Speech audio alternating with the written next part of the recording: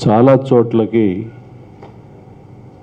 ఇలాంటి ఆర్గనైజేషన్స్ నిర్వర్తిస్తున్నటువంటి సభలకు వెళుతుంటాం. ఏదో పిలిచారు వెళ్ళాలి కాబట్టి వెళ్ళి మంచి మాటలు మాట్లాడేసి ఏదో 4 క్లాప్స్ కొట్టించేసుకుని ఇంటికి వెళుతుంటాం. కానీ ఇది చాలా ప్రత్యేకమైనది, బాధ్యత గలది, ఎంతో బాధ్యతాయుతంగా మనందరం మాట్లాడాల్సిన పరిస్థితి. అండ్ ఉన్నటువంటి ఈ కరోనా క్రైసిస్లో ఇలాంటి ప్రోగ్రామ్స్ ఏర్పాటు చేయాల్సినటువంటి ఆవశ్యకత ఎంతైనా ఉంది. ఇలాంటి సమయంలో SC organisation, society for Cyberabad security council, ఈ సంస్థ ముందుండి నిరవధికంగా వారు అనుకున్నది సాధించేంత వరకు ఇదొక యజ్ఞంలో తలపెడుతూ ముందుకు తీసుకువెళుతున్నటువంటి హీరో, ఫ్రంట్ లైన్ హీరో మన సైబరాబాద్ కమిషనర్ గారు సజ్జనార్ గారిని మనస్ఫూర్తిగా అభినందిస్తున్నాను. ఈ సందర్భంగా వారిని ప్రతి ఒక్కళ్ళం మన కరతాళ ధ్వనులతోటి అభినందించాల్సిన అవసరం ఎంతైనా ఉన్నది. ఈరోజు ఈ ప్రయత్నం కోసం కాదు, వారికి నాకు పరిచయం చాలా తక్కువ, బహుశా లేదనే చెప్పచ్చు. కానీ వారి గురించి నేను వినకుండా ఉండను, నా గురించి వారికి తెలియకుండా ఉండదు. బట్ ఆయన ఏ ప్రోగ్రాం చేస్తున్నా సరే, ఒక బ్లడ్ అవేర్నెస్ ప్రోగ్రాం చేస్తున్నా, లేదు వేరే ఒక ఆర్టిస్టు చాలా చక్కగా పాడాడు, అది 10 మందికి చేరాలి, దాన్ని చాలామంది మోటివేట్ అవుతారు అని ఒక సామాజిక స్పృహతో ఉన్నటువంటి కొన్ని ప్రోగ్రామ్స్, పాటల్ని బయటికి తెలియజెప్పాలన్నా నాకు ఫోన్ చేసి అడుగుతుంటారు. నేను అది మహద్భాగ్యంగా, మాకు ఇచ్చిన గౌరవంగా, నా ధర్మం ఎరిగి నేను వాటిని నా ట్విట్టర్ ద్వారా వాటి ద్వారా ఆయన ఇచ్చిన ఆదేశాల మేరకు నేను చేస్తూ ఉంటాను. ఆ రకంగా వారు నన్ను ఈ క్రైసిస్లో ఈ మంచి మార్గం వైపు నన్ను ఆయన నడిపిస్తున్నారు. అందుకు ఆయనకి మరొకసారి నేను ధన్యవాదాలు తెలియజేస్తున్నాను. నిన్న వారు ఫోన్ చేసి, చిరంజీవి గారు ఈ రకమైనటువంటి ప్లాస్మా డొనేషన్ క్యాంపెయిన్ చేస్తున్నాం, ఈ అవేర్నెస్ని మేము ప్రివేల్ చేద్దాం అనుకుంటున్నాం, మీలాంటి వాళ్ళు కూడా జాయిన్ అయితే మేము చేసిన దానికి మల్టీ ఫోల్డ్స్ ఇది వస్తుంది, అవేర్నెస్ వస్తుంది. ప్రతి ఒక్కళ్ళు కూడాను చూస్తారు, వాళ్ళు వింటారు, ఆలోచిస్తారు, ఆ తర్వాత ఆచరిస్తారు. దీనికి మీరు రావాలి అన్న వెంటనే ఇది ఎలాంటి సమయం తీసుకోకుండా వెంటనే వస్తానని అన్నాను. మీరు పబ్లిక్లోకి వస్తున్నారా అంటే ఏదో భయం ఉంటుంది కదా, రారేమోనని. లేదండి, ఇలాంటి వాటికి రాకపోతే ఇంకెందుకండి, ఇలాంటి వాటికి నేను నెరవను, డెఫినెట్గా బయటకు వస్తాను, చేస్తాను, ఐ విల్ బి దేర్ అని అన్నాను. థ్యాంక్ యూ సో మచ్ అన్నారు. కానీ ఇన్ఫ్యాక్ట్ ఇలాంటి అవకాశం నాకు రావటం అన్నది అది వారు నాకు ఇచ్చినటువంటి గొప్ప అవకాశం. వారికి నేను మరొకసారి నేను ధన్యవాదాలు తెలియజేస్తాను. అలాగే వారితో పాటు ఈ రోజున ఈ చక్కటి కార్యక్రమంలో పాలు పంచుకుంటున్నటువంటి కృష్ణ గారు, ఈ SC సంబంధించినటువంటి వ్యక్తి, అలాగే డీసీపీ శంషాబాద్ ఎన్ ప్రకాష్ రెడ్డి గారు, అలాగే డీసీపీ ట్రాఫిక్ విజయ్ కుమార్ రెడ్డి గారు, డీసీపీ బాలానగర్ పద్మజ గారు మేడం, ఇలాగా ప్రతి ఒక్కరున్నారు. వారందరికీ, ఇతర అధికారులందరికీ కూడా నా హృదయపూర్వక అభినందనలు తెలియజేస్తున్నాను. వారందరూ కూడాను ఏదో వాళ్ళ పోలీసు డ్యూటీ చేయాలనేది కాకుండా ఎక్స్ట్రాగా ఇలాంటి సమయంలో వాళ్ళు ఫ్రంట్ లైన్ హీరోస్గా ముందుకు దూకి ఇన్ని నెలలుగా వాళ్ళు నిరవధికంగా కష్టపడి పనిచేస్తున్నారంటే కనుక ప్రతి ఒక్కళ్ళం ప్రతి క్షణం వాళ్ళు చేసిన సేవలు మనం గుర్తించుకోవాలి. వాళ్ళకి పదే మన కృతజ్ఞతతోటి ఉండాలి. అది వారికి మనం ఇచ్చే ప్రతిస్పందన. అంత గొప్ప సర్వీస్ చేస్తున్నటువంటి పోలీసు వారికి, డాక్టర్లకి, పారామెడికల్ గ్రూప్ వాళ్ళకి, పారిశుద్ధ కార్మికులకి, ఈ క్రైసిస్లో వాళ్ళు చేసి ఉండే సేవలు, ఎనలేని సేవలు, వారందరికీ మన కరతాళ ధ్వనులతోటి నిజంగా మన ధన్యవాదాలు చెప్పాల్సిన అవసరం.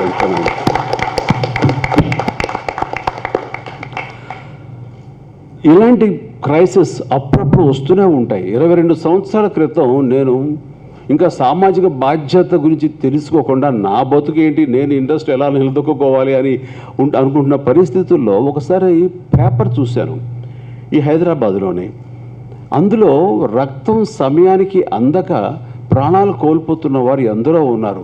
అందులో యాక్సిడెంట్స్ అయినటువంటి క్షతగాతులు కానివ్వండి, అలాగే డెలివరీ సమయంలో అధిక రక్తస్రావం జరిగినటువంటి మహిళలు కానివ్వండి, తలసేమియా వ్యాధిగ్రస్తులు కానివ్వండి, ఇట్లా ఎంతోమంది వాళ్ళందరూ చనిపోతున్నారు అంటూ చాలా దయానీయంగా ఉంటే కేవలం రక్తం ఇవ్వాలి అన్న స్పృహ లేక అలాంటి వాళ్ళు ముందుకు రాక, లేదా వాళ్ళకి అవేర్నెస్ లేక ఇంతమంది జనసాంద్రత ఉన్నటువంటి మన ఈ రాష్ట్రంలో, ఈ సిటీలో ఎవరు రాకపోవటం ఏంటి అనేది నాకు చాలా స్ట్రాంగ్గా పడిపోయింది. నాకు ఇంతమంది ఫ్యాన్స్ ఉన్నారు. సినిమా థియేటర్ దగ్గర గగ్గోలు చేస్తారు, గోల చేస్తారు, నానా హడావుడి చేస్తారు. అలాంటి వాళ్ళని, అంత ప్రేమించే వాళ్ళని నేను ఇలాంటివి కనుక మెసేజ్ వాళ్ళకి ఇవ్వగలిగితే కనుక వాళ్ళని చక్కగా మనం ఛానలైజ్ చేసినట్టు ఉంటాం. వాళ్ళు అన్గైడెడ్ మిసైల్స్ లాంటి వాళ్ళు, వెరీ పవర్ఫుల్. బట్ వాళ్ళ కనుక సక్రమంగా మనం ఇలాంటి కార్యక్రమాల వైపు మనం కనుక డ్రైవ్ చేయగలిగితే వాళ్ళ ద్వారా బ్రహ్మాండమైనటువంటి ఇది సొసైటీకి ఎంతో మేలు జరుగుతుంది. ముఖ్యంగా రక్తం డొనేట్ చేసే విధంగా వాళ్ళని డ్రైవ్ చేయాలని అనుకున్నాను. ఆ రోజున బ్లడ్ బ్యాంక్ సిసిటి తరపున, చిరంజీవి చారిటబుల్ ట్రస్ట్ తరపున పెట్టాను. ఈరోజు వరకు నిరవధికంగా సాగుతుంది. రేపు డిసెంబర్ 1, 2020 నాడు మన స్టేట్కి blood bank, the best blood bank award వచ్చింది. అది తీసుకోబోతున్నాం. అది సో అటు ప్రభుత్వాల నుంచి కానీ, ఇటు ప్రజల నుంచి కానీ మంచి స్పందన ఉన్నటువంటి మా బ్లడ్ బ్యాంక్ ఆ రకంగా కొనసాగుతుంది. దాన్ని అది ఒక రకంగా అదృష్టం అనుకుంటున్నాం. బట్ ఈ రకంగా దానివల్ల వచ్చే సంతృప్తి అంతా ఇంత కాదు. ఈ రోజున ఈ కరోనా బారిన పడి ఎంతోమంది ఈరోజున వ్యాధిగ్రస్తులు అవుతున్నారు. అండ్ అయోమయ పరిస్థితిలో ఉంది. ఎక్కడ మందు లేదు, మందు ఎప్పుడు వస్తుందో తెలీదు, వ్యాక్సిన్. ఈ పరిస్థితిలో ఏమిటి వస్తే కనుక మన స్వశక్తితోటి, మనకున్న రోగ నిరోధక శక్తితోటి మనం ఓవర్కమ్ అవ్వాలి తప్ప అలాంటి శక్తి లేనిటువంటి అశక్తులు ఇక ప్రాణాలు పోగొట్టుకొస్తున్నారా అనేటటువంటి పరిస్థితుల్లో, ఇంకా మందు రాని పరిస్థితుల్లో ఏంటి దారి అనుకుంటే అయోమయ పరిస్థితిలో నిజంగా ఆ భగవంతుడు మిమ్మల్ని మీరు కాపాడుకునే శక్తి మీలోనే ఉంది, మీరే కాపాడగలరు అని మనకి స్ఫురణకు తెచ్చాడు ప్లాస్మా అనే గొప్ప సంజీవిని ద్వారా. ప్లాస్మా అన్నది రోగం నుంచి కోలుకొని నెగిటివ్ వచ్చినటువంటి వ్యక్తిలో ఉన్నటువంటి ప్లాస్మా నిజంగా మిగతా మనుషుల పాలిట, రోగగ్రస్తుల పాలిట అది సంజీవిని. ఈ రోజున ఏ ప్రపంచ శాస్త్రజ్ఞులు కాపాడలేరు, ఏ ప్రపంచ డాక్టర్లు, గొప్ప డాక్టర్లు కూడా గ్యారంటీగా కాపాడలేరు. వాడికి ప్రాణం వస్తుందో లేదో తెలియని అయోమయ పరిస్థితి. మళ్ళీ మందు ఎప్పుడు వస్తుందో తెలియదు, సైంటిస్ట్ ల్యాబుల్లో ఏం చేస్తారో తెలియదు. కానీ మన దగ్గర ఉన్న బ్లడ్లో ఉన్నటువంటి ప్లాస్మాని మనం ఇవ్వగలిగితే ఆ మనిషి ప్రాణాలతో బతుకుతాడు అన్నది 99.99% ఎస్. చెప్పాలంటే 100% బతికి గట్టెక్కుతారు. దానికి ఉదాహరణ మొన్న రాత్రి పవన్ కుమార్ అనే వ్యక్తి, మా దూరంగా తెలిసిన బంధువుల కుర్రవాడు, అపోలో హాస్పిటల్లో జాయిన్ అవ్వాల్సిన పరిస్థితి ఉంది. ఇంట్లో క్వారంటైన్లో తీసుకుంటున్నాడు, ఆక్సిజన్ కూడా పెట్టుకుంటున్నాడు. కానీ సాచురేషన్ 84కి వచ్చేసింది. 95, 96 ఉండాల్సింది 84 అయినసరికి అతను ఊపిరి తీసుకోలేకపోతున్నాడు. ఎమర్జెన్సీగా నాకు ఫోన్ చేశారు ఏం చేద్దామని. సో అపోలో హాస్పిటల్లో మనకు ఉన్నటువంటి యాక్సెస్ బట్టి వెంటనే పంపించి అంబులెన్స్ అబ్బాయిని తెప్పించి చేస్తే డాక్టర్స్ ఒక రోజంతా ట్రై చేస్తారు కానీ 84 దాటి పైకి రావటం లేదు. చాలా క్రిటికల్గా ఉందండి. ఈ టైంలో ఏం చేద్దాం డాక్టర్ అని అడిగితే కేవలం ఇతనికి ప్లాస్మా ఎక్కించగలిగితే కనుక ఆ ప్లాస్మాలో ఉండే యాంటీబాడీస్ వలన ఖచ్చితంగా త్వరితగతిన కోలుకుంటాడు అని రాత్రి వాళ్ళు నాకు ఫోన్ చేస్తే ఓ పాజిటివ్. నాకు వెంటనే స్ఫురణకు వచ్చింది. అప్పుడే మా బ్లడ్ బ్యాంకులో ఉండే మా CEO లాంటి మా ప్రెసిడెంట్, అఖిల భారత చిరంజీవి యువత ప్రెసిడెంట్ స్వామినాయుడు ఉన్నాడు. స్వామినాయుడు, నువ్వు మొన్నే కదా కోలుకున్నావు, 2 వీక్స్ అయింది నువ్వు కరోనా వచ్చి. ఈరోజు నువ్వు కనుక ఇవ్వగలిగితే కనుక నీ దగ్గర అద్భుతమైన అమృతం, ఒక సంజీవిని ఉంది ప్లాస్మా రూపంలో, నువ్వు వెళ్ళి వెంటనే ఇవ్వు అని అంటే కనుక నిన్న రాత్రి వెళ్ళి తను ఇచ్చాడు. ఈరోజు పగలు ఇంతవరకు నేను మానిటర్ చేస్తాను, అతడు చాలా ఫాస్ట్గా కోలుకుంటున్నాడు. ఇప్పుడు 96 వచ్చింది. ఆ ఇచ్చినటువంటి స్వామినాయుడు ఇదిగో ఇక్కడే ఉన్నాడు. నువ్వు కూడా రావయ్యా, చూడాలి ప్రాక్టికల్గా అని. అండ్ ఇలాగా వెంటనే ప్రాణాలను కాపాడే గొప్ప శక్తి ఆ భగవంతుడు మన చేతిలోనే పెట్టాడు. అయితే మనకు అది తెలిసి రావాలి, మనం మోటివేట్ కావాలి, మనకు చెప్పేవాళ్ళు కావాలి. కాబట్టి ఆ రకంగా అలాంటి చక్కటి కార్యక్రమం తీసుకుని తెలియచెప్పే కార్యక్రమం నాలాంటి వాడి ద్వారా చెప్పే ప్రయత్నం చేస్తున్న సత్యనారాయణ గారు నిజంగా ఎంతైనా ధన్యులు. వారిని ఎంత పొగిడినా సరే అది తక్కువే అవుతుంది. అండ్ ఈ రోజున మనకున్నటువంటి మనకి పాజిటివ్ నుంచి కోలుకుని నెగిటివ్ వచ్చిన తర్వాత కనీసం మనలో ఉండే ప్లాస్మాలో యాంటీబాడీస్ ఉంటాయి. ఏవైతే కరోనా ఎదుర్కొనే సైనికులు లాంటి యాంటీబాడీస్ మన వైట్ బ్లడ్ సెల్స్లో ఉంటాయి, దట్ ఇస్ ప్లాస్మాలో. అవి 3 months వరకు కూడా లైవ్లో ఉంటాయి. ఈ 3 monthsలో మనం కనుక దాన్ని డొనేట్ చేయగలిగితే మనం అద్భుతాలు సృష్టించవచ్చు. ప్రతి రోగిని మనం బతికి బట్టగట్టేలాగా మనం చేయొచ్చు. అంటే మన దగ్గర నుంచి దాదాపుగా 500 to 800 ml తీసుకుంటారు. ఇది కంప్లీట్ బ్లడ్ తీసుకోరు. బ్లడ్లో ఉండే ఒక కాంపోనెంట్ ఈ ప్లాస్మా.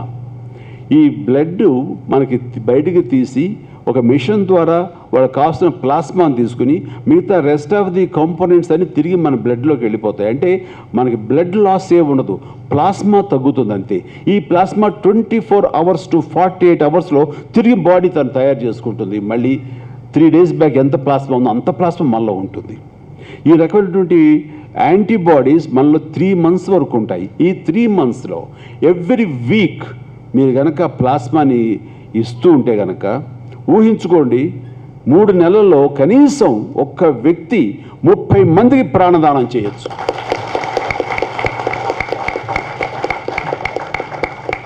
ఎవ్రీ 3-4 daysకి వెళ్ళచ్చు. కష్టం అనుకోండి, ఎవ్రీ వీక్ వెళ్ళండి. ఈ 3 నెలలు ఉంటుంది. మేబీ 3 నెలల్లో కొంచెం బలహీనపడి తగ్గచ్చేవో, అదే డాక్టర్లు చెప్తారు. దాన్ని బట్టి మీరు ఇవ్వాలా ఇవ్వకూడదని లాస్ట్ ఫేజ్లో మనం డెసిషన్ తీసుకోవచ్చు. అంటే మనకి లక్షల్లో ఇన్ఫెక్ట్ అవుతున్నారు, వేలల్లో రికవరీ అవుతున్నారు. ఈ వేలల్లో రికవరీ అయిన వాళ్ళు కనుక తలుచుకుంటే ఇంటూ 30 times, ఇంటూ 20 times అసలు ఎక్కడ ఉంటారండి పేషెంట్స్? అందరూ రికవర్ అయిపోతారు. ఆ రకంగా ఈ భయానకమైన కరోనాని మనం ఈజీగా మనం ఫైట్ చేసి మనం ఓవర్కమ్ చేసి విజేతలుగా నిలబడచ్చు. మనం వ్యాక్సిన్ ఎప్పుడైనా రానివ్వండి, మీ మేధస్సుతో ఎప్పుడైనా తీసుకురానివ్వండి. ముందు భగవంతుడు ఇచ్చే అవకాశం మాకు సంజీవిని, మేము చూసుకుంటాం, మేము మా తోటి మనిషిని మేము కాపాడుకుంటాం అని మనం ముందుకు వెళ్ళచ్చు.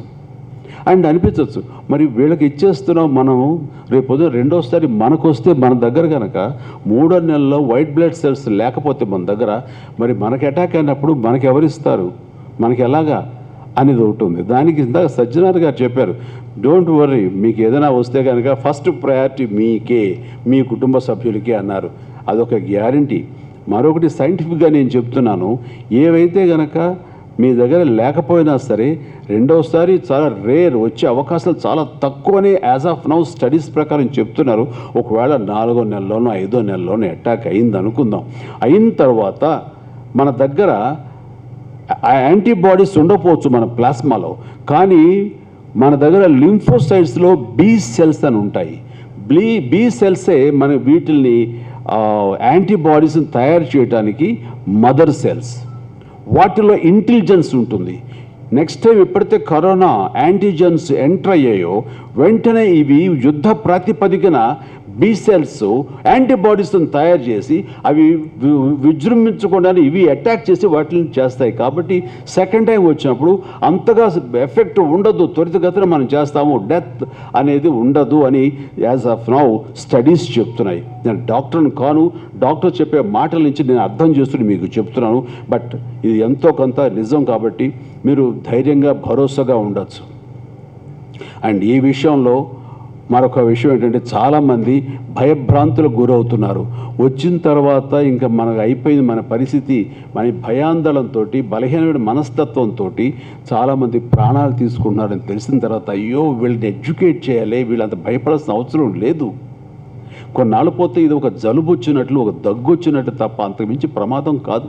ప్రస్తుతానికి మందు లేదు కాబట్టి ఇది ఒక వైల్డ్ ఫైర్ లాగా ప్రపంచం అంతా ఒకసారి దాడి చేసింది కాబట్టి మనం ఉక్కిరిబిక్కిరి అయిపోతున్నాం. కానీ మనకి భయపడాల్సిన అవసరం లేదు.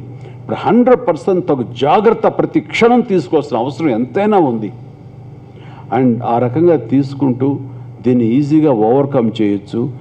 ఎవరైతే కనుక రికవరీ అయ్యారో వాళ్ళందరూ కలిపి ఆయా డైరెక్షన్స్ ఇచ్చిన దాని ప్రకారం ఆయా చోట్లలో నిర్దేశిత ప్లేసెస్లో, నిర్దేశిత హాస్పిటల్స్లో, నిర్దేశిత రక్త నిధులుండే ఆ బ్యాంక్స్లోకి వెళ్ళి వాళ్ళు కనుక బ్లడ్ ఇవ్వగలిగితే ఆ బ్లడ్లో నుంచి ఆ ఒక్క కాంపౌండ్ తీసుకుంటారు, ప్లాస్మా కాంపౌండ్ తీసుకుని మిగతా తిరిగి అదే సమయంలో మీ బాడీలోకి ఎక్కించేస్తారు.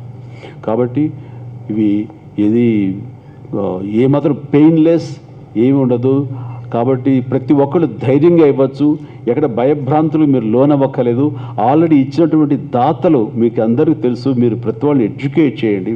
ఈ రకంగా నేను కూడా నా వంతు బాధ్యతగా వారు పిలిచినటువంటి తక్కువ సమయంలో నా ఇంట్లో నా దగ్గర పనిచేసేటువంటి 4-5 వర్కర్స్కి ఈ రోజున కరోనా అని వచ్చి 1.5 month ముందు వాళ్ళు రికవర్ అయ్యి అని అంటున్నారు. అది సబ్జెక్ట్ టు కరెక్ట్. ఒకవేళ ఇవ్వగలిగితే కనుక ఆ ఒక్కవిడి తప్పించుకుంటుంది. నీకు బలంగా ఉన్నా ఇచ్చేస్తానండి అంటే కనుక నువ్వు ఇచ్చేమో పర్లేదు, చూద్దాం, డాక్టర్లు చూసుకుంటారు. ముందు ఇచ్చేమో అది వాడుకుంటారు, లేదా వాళ్ళు ఇష్టం. నీకు సంతృప్తి ఉంటుంది, నేను ఇచ్చాను నా బిడ్డల కోసం అనే సంతృప్తి నీలో ఉంటుంది. నువ్వు ఇచ్చేస్తాను, నాకు తెలిసిపోయింది. నువ్వు ఫుల్ మోటివేట్ అయ్యి ఉన్నావు. ఓకే, కూర్చోండి. సో అట్లాగా ఇలా మనం చెప్పగలగాలే కానివ్వండి, రాకుండా పోరండి. నేను ఎంతోమందిని అడుగుతుంటే కనుక మాకు డైరెక్షన్ చేసేది ఎవరు లేరండి, మాకు ఇవ్వాలని ఉంటుందండి, ఎవరు చెప్తాడు, ఎవరైనా చెప్తే కనుక మేము ఖచ్చితంగా చేస్తామండి అని ఆ రకంగా చాలామంది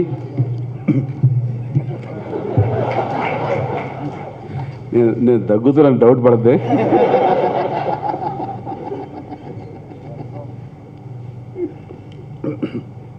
ఎక్కడ దగ్గాలంటే భయం వేస్తుందండి. ఏదో చిన్న చోకు వచ్చి దగ్గిన గబుక్కుని ఏదైనా ఎలర్జీ వచ్చి తుమ్మినా సరే భయం వేస్తాడు. వాడు కూడా దూరంగా జరిగిపోతున్నారు.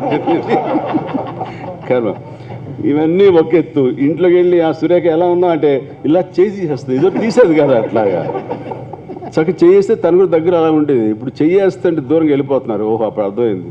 వాడు కూడా నమ్మట్లేదు మనల్ని. సరే, ఓకే, సోషల్ డిస్టెన్సింగ్ ఉండొచ్చు, కానీ భార్యాభర్తల మధ్య కూడా ఏర్పడిపోయింది కర్మ సిచ్యువేషన్. ఏం చేస్తాం ఇది. బట్ ఏమైనా సరే లైటర్ వెయిన్ పక్కన పెడదాము. Serious of it is. ప్రతి ఒక్కళ్ళు అత్యంత జాగ్రత్తగా ఉండాల్సిన పరిస్థితి. ప్రతి క్షణం కూడా మనం జాగ్రత్తలు తీసుకోవాల్సిన సేఫ్టీ ప్రికాషన్స్ అన్నీ మనం ఆచరించాల్సిన అవసరం ఎంతైనా ఉంది. దీని పరిణామం, దీని తీవ్రత ఎంత ఉందన్నది మనం అప్పుడు ఏమీ చెప్పలేని పరిస్థితి. కాబట్టి ఇక్కడ ప్రతి ఒక్కరికి నేను చేతులు ఎత్తి నమస్కరిస్తూ వినమ్రంగా తెలియజేస్తున్నాను. బాధ్యత గల మన సొసైటీలో ఉన్నటువంటి మనము కరోనా నుంచి తేరుకున్నటువంటి వ్యక్తులుగా, నెగిటివ్ వచ్చినటువంటి వ్యక్తులు, వాళ్ళలో అబండెంట్ యాంటీబాడీస్ ఉంటాయి. కాబట్టి వాళ్ళు 3 నెలల వరకు దాదాపుగా ఎవ్రీ 10 రోజులకి, వారానికి, 15 రోజులకి ఇచ్చే అవకాశం ఉంది. ఒకసారి ఇస్తే అది 3 వరకు వాళ్ళ ప్రాణాలను కాపాడుతుంది. కాబట్టి ఆ రకంగా మీరు ఇవ్వటానికి ఈ క్షణం నుంచి సమాయత్వం అవ్వండి, చెయ్యండి. రేపొద్దున మీకు అవసరం వచ్చినప్పుడు కూడా అంతేమంది తరలి వస్తారు. మీరు ఇస్తే దానికి ఎన్నో ఫోల్డ్స్ బౌన్స్ బ్యాక్ అయి మీకు సపోర్ట్ నిలబడతారు. కాబట్టి ఇది అత్యంత అవసరం. మీరు ఇవ్వండి. ఇరు రాష్ట్రాల్లో ఉన్నటువంటి, తెలుగు రాష్ట్రాల్లో ఉండే వాళ్ళకి ప్రతి ఒక్కరికి నా ఈ వేదిక సమక్షంలో నేను విన్నవించుకుంటున్నాను. ప్లాస్మా అన్నది ఒక సంజీవిని. ఈ రోజున మన తోటి మానవులు ఎంతోమంది కరోనా బారిన పడి సఫర్ అవుతున్నారు. అలాంటి వాళ్ళకి మీరు ఇవ్వగలిగితే కనుక త్వరితగతిన వాళ్ళు కోలుకుంటారు. వాళ్ళు మీకు జీవితాంతం రుణపడి ఉంటారు. అలా ఇవ్వటం మూలంగా మీకు ఉండే సంతృప్తి అంతా ఇంత కాదు. నిజంగా భగవంతుడు అనేవాడు ఉండే కనుక ఖచ్చితంగా మీరందరూ పునీతులు అవుతారు.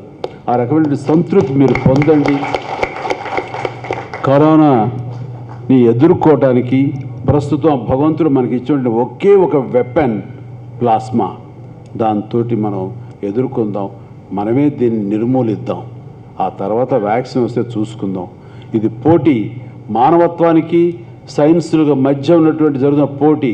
ఇందులో సైంటిస్టుల కంటే కూడాను మానవత్వం ఉన్న మనుషులే విజయం పొందాలని మనస్ఫూర్తిగా కోరుకుంటున్నాను. Thank you so much. నమస్తే. అండ్ మరొకసారి మీరు నాకు ఇచ్చిన అవకాశానికి చాలా చాలా సంతోషం అండి. అండ్ ప్రతి ఒక్కరికి నేను మనస్ఫూర్తిగా ధన్యవాదాలు చెప్తాను.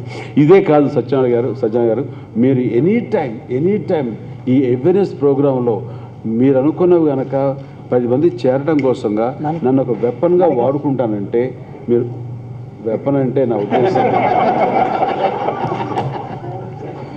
సజ్జనార్ గారి చేతిలో వెపన్ అంటే కొంచెం నన్ను వాడుకుని మీరు ఖచ్చితంగా మంచి చేస్తే నాకు అవకాశం ఇచ్చిన వాళ్ళు అవుతారండి. ఆ రకంగా నేను మీకు ఎప్పుడు రుణపడి ఉంటాను. Thank you so much. Thank you sir.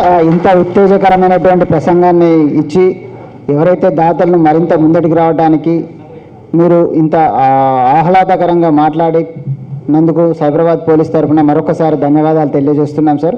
Sir మీరు చెప్పినట్టు కూడా సార్ మన దగ్గర ఈ నితిన్ అని చెప్పేసి మనకి ఆల్రెడీ 4 times ఇచ్చినాడు సార్.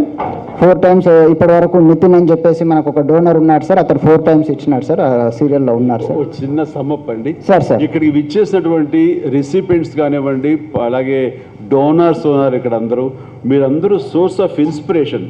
మీరు ఇలాంటి వాటిని పూనుకున్నటువంటి మొదటి వారియర్స్, మొదటి హీరోస్ మీరందరూ. సో అలాంటి వారియర్స్ అందరికీ ముందుకు వచ్చినందుకు మిమ్మల్ని అందరినీ ప్రప్రదంగా నేను హీరోస్గా అభివర్ణిస్తూ మీకు అందరికీ నేను నా హృదయపూర్వక అభినందనలు తెలియజేస్తాను. వాళ్ళని మోటివేట్ చేసే విధంగా పోలీసు శాఖ వారు, వాళ్ళ నుండి ఐటీ సంబంధించిన వారు, కృష్ణ గారు, వీళ్ళందరూ కలిపి వాళ్ళందరినీ మోటివేట్ చేసిన ప్రయత్నానికి వారిని సభాముఖంగా నేను అభినందిస్తున్నాను. ఈ ప్రయత్నం నిరంతరం నిర్భంతరంగా సాగిపోవాలని నేను కోరుకుంటూ సెలవు తీసుకున్నాను. ధన్యవాదాలు. Thank you sir.